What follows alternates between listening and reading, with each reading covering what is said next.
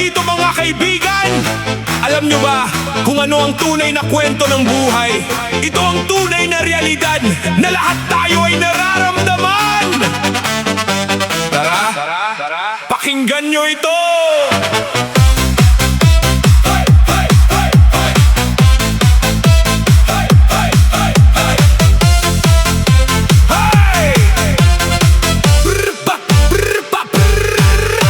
Gumigising ako sa umaga, agad naghahanda. Isang kayod, isang tuka, galing sa umaga hanggang gabi. Gumagana ang katawan, pilit na nagpapakatatag. Inaasahan ko sana may matitira sa bulsa ko pagdating ng dulo. Akala ko ba pag nagtatrabaho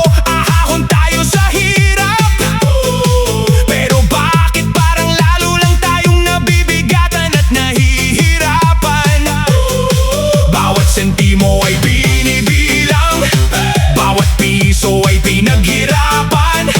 Pero ang bigat ng bayarin, parang walang katapusan. Kuryente, tubig, internet, sabay-sabay dumating. Pumapasok ang sweldo, biglang naglaho rin. Lahat ng balak ko, nauuna ang singil. Lahat ng pangarap ko, laging may kapalit.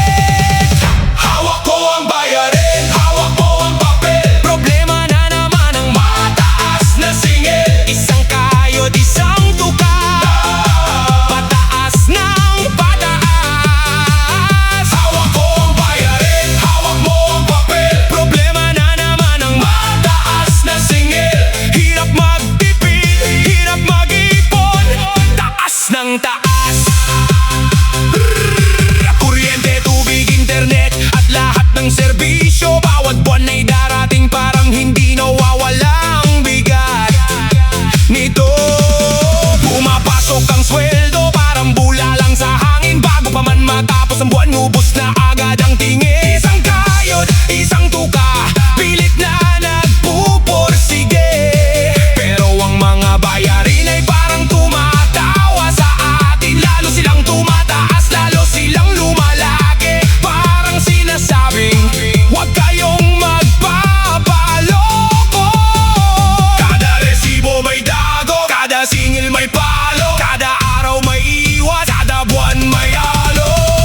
Hawak ko ang bayarin, hawak mo ang papel. Problema na naman ang mataas na singil. Isang kaayod, isang tuka, pataas ng pataas. Hawak ko ang bayarin, hawak mo ang papel. Problema na naman ang mataas na singil. Hirap magtipid, hirap mag-ipon, taas ng taas. Nakaka-stress, nakakapanghina ang damdamin. Parang gusto ko na lang sumuko at magtago sa dilim. Pero ano ang gagawin? Kailangan nating humarap, dahil ito ang realidad ng buhay nating tinatanggap. Sana ay bumaba na, sana ay bumagal na ang pagtaas ng presyo at bayarin sa bawat dako. Isang kayod, isang tuka, galing sa puso at kaluluwa. Sana ay maramdaman din nila ang hirap na dinaranas natin ngayon. Hawak ko ang bayarin, hawak mo ang papel. Problema na naman ang mataas na singil. Isang kayod, isang tuka, pataas ng pataas. Hawak ko ang bayarin, hawak mo ang papel. Problema na naman ang mataas na singil. Hirap magtipid, hirap mag-ipon, taas ng taas. DJ Melvin, Ritmo Pilipinas. Yan ang kwento ng buhay nating lahat. Isang kayod, isang tuka, pero ang bayarin ay pataas ng pataas. Huwag tayong mawalan ng pag-asa at patuloy lang lumaban. Mula sa Ritmo Pilipinas, ito si DJ Melvin. Salamat at ingat kayong lahat.